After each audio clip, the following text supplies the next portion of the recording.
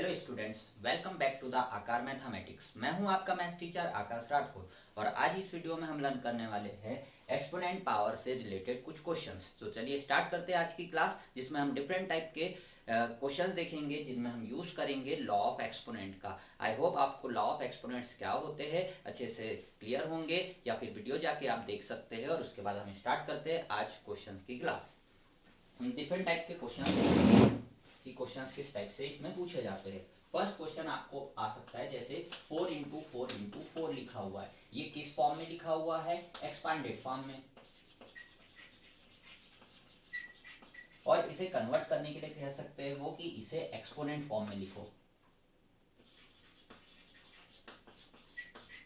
तो आप exponent form में इसे कैसे लिख सकते हो? ये आपका क्या है? बेस है, और बेस कितने टाइम मल्टीप्लाई हो रहा है खुद ही में? बेस की पावर यहाँ पे क्या आ जाएगा? 3। ये एक्सपांडेड फॉर्म है और ये एक्सपोनेंट फॉर्म है। इस टाइप से आपसे डायरेक्ट क्वेश्चन पूछ सकते हैं। इसके बाद आपको राइट करने के लिए पूछ सकते हैं कि क्वेश्चन है, आपको एक नंबर दे दिया है 64, जिसमें आपको क्या करना है? बेस आपका रहेगा 2।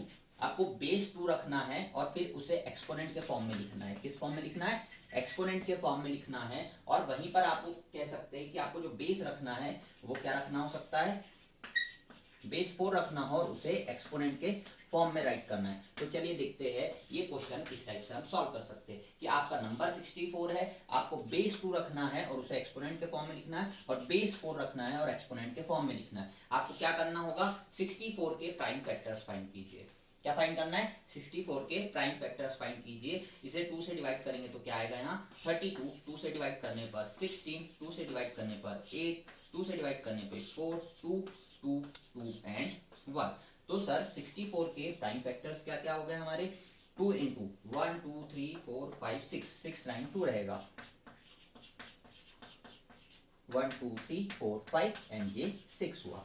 ओके, अब आप बताइए, अगर बेस हमें 2 रखना है तब आप क्या लिख सकते हो 64 को?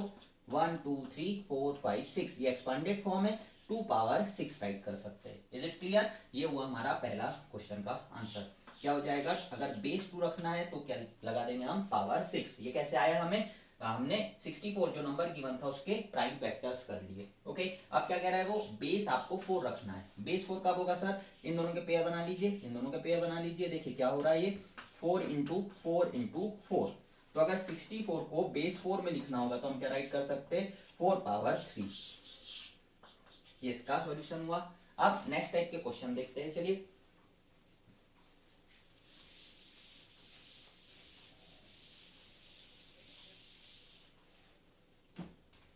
आपको नंबर गिवन है 500। ओके, एक नंबर गिवन है 500, इसे एक्सपोनेंट के फॉर्म में लिखना है। इसे एक्सपोनेंट के फॉर्म में राइट करना है तो आप कैसे राइट करोगे बताइए? आपको इसे एक्सपोनेंट के फॉर्म में राइट करने के लिए प्राइम फैक्टर्स फाइंड करने हैं।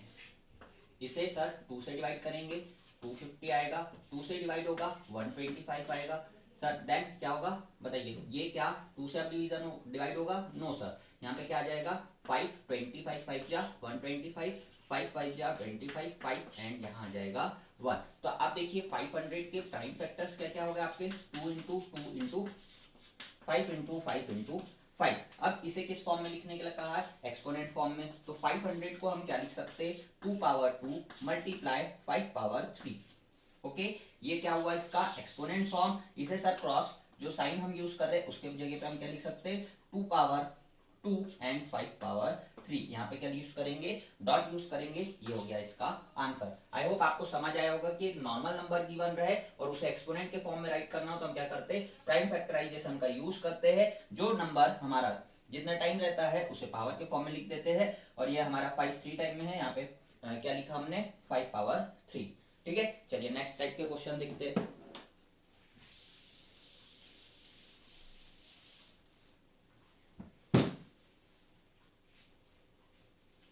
आपसे क्वेश्चन पर कह सकते हैं वो इवेल्युएट कीजिए कैसे? -2/3 whole power 3 multiply -3/4 whole power 2 multiply -1 power 8 multiply -6 power 2। इस क्वेश्चन को आपको सॉल्व करने के लिए कहा हुआ है, इवेल्युएट करने के लिए कहा है। आप कैसे करोगे? आपको इसे एक्सपोनेंट फॉर्म से एक्सपांडेड फॉर्म में राइट करना है। और फिर सॉल्व करना है या फिर आप डायरेक्ट भी कर सकते हो। तो चलिए इसे कैसे करेंगे, 2/3 ब्रैकेट यूज करेंगे, मल्टीप्लाई -2/3 ब्रैकेट क्लोज -2/3। यहाँ पे पावर 3 था इसलिए हमने इसे इस बेस को 3 टाइम राइट कर दिया, मल्टीप्लाई -3/4 एंड -3/4।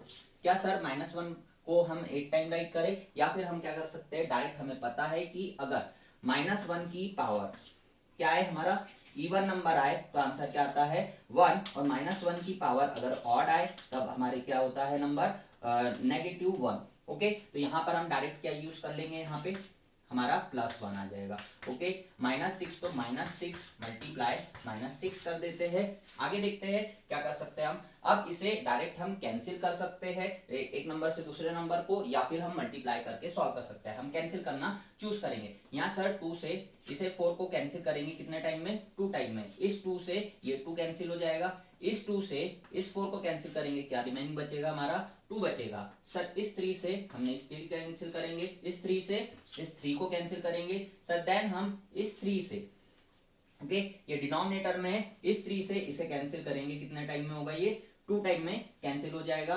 फिर सर इससे इसे कैंसिल कर देंगे, यहाँ माइनस साइन लगाना है हमें, -1 हो जाएगा। ओके, अब देखिए हमारे पास क्या बचा, यहाँ सर -1 बचा हुआ है, इसे कैंसिल किया है तो यहाँ क्या बचेगा -1, यहाँ पे भी -1, यहाँ -1, यहाँ -3 का कैंसिल करके -1 बचेगा, यहाँ -1 बचेगा, यहाँ पे हमारा -1 बचेगा और ये -6 है। डिनोमिनेटर में देखिए आपके क्या क्या बच रहा है, तो आपके डिनोमिनेटर में यहाँ पर कुछ भी नहीं है। यहाँ देखिए माइनस माइनस क्या हो जाएगा plus, plus minus minus, and then फिर माइनस से करेंगे तो वो प्लस हो जाएगा, प्लस से माइनस करके माइनस हो जाएगा, फिर मल्टीप्लाई करेंगे सर यहाँ पे 1 से तो वो माइनस हो जाएगा।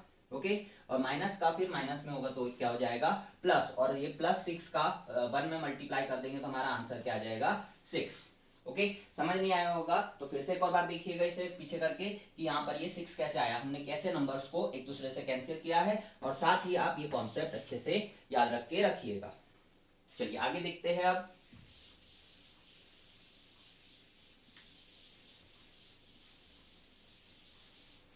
हमें कैंसिल करना अच्छे से नंबर्स को आना चाहिए। अब यहाँ पे हमारा क्वेश्चन है 5/13 whole power 9 multiply 5/13 whole power 11। ऐसे क्वेश्चंस को कैसे सॉल्व करते हैं, यहाँ देखिए हमारे बेस कैसे है सेम और पावर कैसी है डिफरेंट, और इनमें कौन सा ऑपरेशन हो रहा है मल्टीप्लाई। हम यहाँ आइडेंटिटी यूज करते हैं a power m multiply a power n is equal to क्या होता है a power m plus n। Okay, यहाँ हम क्या लिख देंगे 5/13 होल पावर क्या हो जाएगा आपका 9 प्लस 11, दैट मीन आपका आंसर हो जाएगा 5/13 होल पावर 20। क्या आया सर, एप्लीकेशन आई फॉर्मूले की, लॉ ऑफ एक्सपोनेंट का यूज कैसे करना है ये हमने देखा। आगे क्वेश्चन देखते हैं इसी टाइप से, और ये क्या था मल्टीप्लिकेशन ऑपरेशन। इसी टाइप का क्वेश्चन देखते हैं हम जिसमें ऑपरेशन होगा हमारा डिवीजन। आपका क्वेश्चन दे दिया है -8/17 whole power 20 divided by -8/17 whole power 50।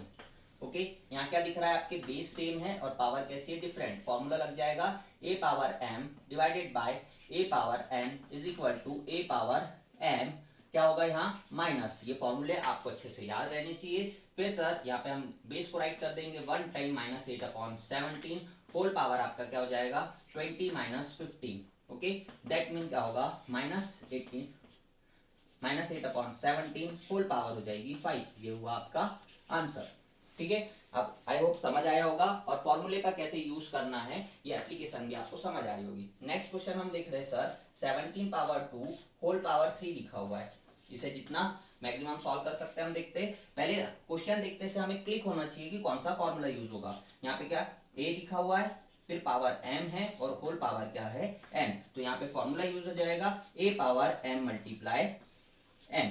Okay, a power m multiply n, तो ये क्या हो जाएगा 17 2 मल्टीप्लाई 3, दैट मीन 17 पावर आपका क्या आ जाएगा 6, और यही है हमारा आंसर। ठीक है, कभी किसी क्वेश्चन में आपको ये प्रॉपर सॉल्व करके मल्टीप्लाई करके भी बताना पड़ सकता है, लेकिन अभी हमें ऐसा नहीं करना है। ओके, नेक्स्ट क्वेश्चन देख रहे हैं, वो क्वेश्चन काफी अच्छा है, उसमें कुछ एप्लीकेशंस अच्छे से यूज होगी। एक साथ हमारे 2 और 3 लॉ ऑफ एक्सपोनेंट यूज करेंगे हम उसमें। तो चलिए स्टार्ट करते हैं उस क्वेश्चन को। 3a power 2 whole power 3 divided by -3a power 6 bracket close. चलिए इस क्वेश्चन को सॉल्व करते हैं। इस क्वेश्चन को सॉल्व करने में हमारे कौन कौन से फॉर्मूले यूज होंगे हम उन्हें साइड में राइट करते हुए चलेंगे। इस क्वेश्चन को सर क्या इस फॉर्म में लिख सकते हैं? ये डिवाइड के साइन के साथ में हम इसे अपॉन के फॉर्म में लिख दे रहे हैं। ओके, कोई प्रॉब्लम नहीं है। अब देखिए क्वेश्चन देख के आपको क्लिक होना चाहिए। ये क्या लिख रहा है? a multiply B whole power, a multiply B whole power. आपको फॉर्मूले याद रहेंगे तो आपको फटाफट क्लिक होते जाएगा। a multiply B whole power m, formula क्या हो जाता है? a power m b power m। Is it clear? यहाँ पे सर इस क्वेश्चन में हम यहाँ फॉर्मूला लगाते हैं, क्या हो जाएगा? 3 पावर 3 और a पावर 2 ऑलरेडी लिखा हुआ है सर, इसकी पावर लग जाएगी 3 अपॉन में आ जाएगा -3a पावर 6। आगे देखते हैं सर यहाँ पे कौन सा फॉर्मूला लग रहा है? a power m whole power n is equal to क्या हो जा रहा है? a मल्टीप्लाई n हो जा रहा है हमारा। ओके, इसे सॉल्व करते हैं sir. 3 power 3 a power 2 multiply 3 upon में क्या आएगा? -3a power 6। 3 power 3 a power 6 divided by -3a power 6। अब देखिए अब क्या करना है इसके आगे। यहाँ पर सर फॉर्मूला दिख रहा होगा हमें a upon b, sorry a upon a। जैसे कि सर a पावर क्या होगा? m और a power n is equal to a power m minus n वाला फॉर्मूला लगाएंगे। यहाँ पे क्या हो जाएगा हमारा? 3 पावर 3 -1, यहाँ के 1 की पावर क्या है? 1 है। यहाँ a पावर 6 माइनस 6 हो जाएगा अपॉन में अभी क्या बचा हुआ है? -1। इसे आगे सॉल्व करते हैं सर। ये क्या हो जाएगा? 3 पावर 2 और सर a पावर 0। आप फॉर्मूला यूज करोगे, a power 0 is equal to क्या होता है आपका? 1 होता है अपॉन में क्या है? -1। अब इस -1 को हम क्या करेंगे? ऊपर कर देंगे। -3 पावर 2 और a पावर 0 की वैल्यू क्या हो गई? 1। तो आपका यहाँ आंसर आ जाएगा -9। ठीक है, जो फॉर्मूले यूज कर रहे हैं हम उन्हें यहाँ साइड में हम राइट करते जा रहे हैं और स्टेप बाय स्टेप इस क्वेश्चन को सॉल्व कर रहे हैं। आई होप कि ये क्वेश्चन आपको अच्छे से क्लियर हुआ होगा। चलिए देखते हैं नेक्स्ट टाइप का क्वेश्चन।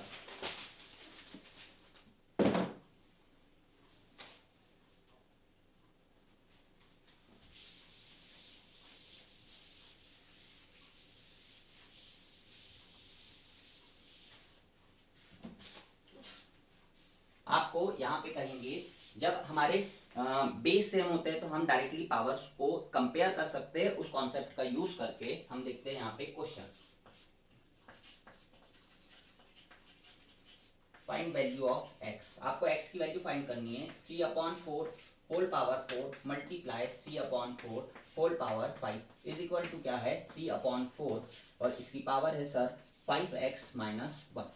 ठीक है, इसे सॉल्व करना है और हमें वैल्यू बताना है x की। ये x लिखा हुआ है हमारा, इसकी वैल्यू फाइंड करनी है। चलिए सॉल्व करते हैं। यहाँ पे कौन सा फॉर्मूला लगेगा? a power m multiply a power n is equal to a power m plus n। इस पोर्शन में हम वाला फॉर्मूला लगाएंगे। क्या हो जाएगा sir? 3/4 whole power 4 plus 5 is equal to क्या है? 3/4 5x माइनस 1। यहाँ हो जाएगा sir 3/4 whole power 9 is equal to 3/4 whole power 5x minus 1। ठीक है, अब यहाँ पे हम कॉन्सेप्ट लिखते हैं when base are same. Base are same we can equal powers। ठीक है, जब बेस सेम होते हैं और इक्वल साइन लगा हुआ होता है तो इक्वेशन के अंदर बेस सेम रहते हैं तो हम पावर्स को भी क्या कर सकते हैं? इक्वल। तो यहाँ क्या हो जाएगा? 9 is equal to 5x minus 1। यहाँ पे सॉल्व करेंगे, इसे ट्रांसपोज करेंगे। +1 is equal to 5x, 10 is equal to 5x और सर हम इसे इधर ट्रांसपोज कर देते हैं। 10 डिवाइडेड बाय 5 कर देते हैं। बताइए आपका x क्या आ जाएगा? x इज इक्वल टू आ जाएगा आपका 2। ओके, ये कैसे x की वैल्यू फाइंड करी हमने ये देखा इस क्वेश्चन में। और आगे देखते हैं अब हम कॉन्सेप्ट नेगेटिव एक्सपोनेंट का, कि अगर आपको किसी नंबर की पावर नेगेटिव में गिवन हो तब उस क्वेश्चन को हम कैसे सॉल्व करते हैं।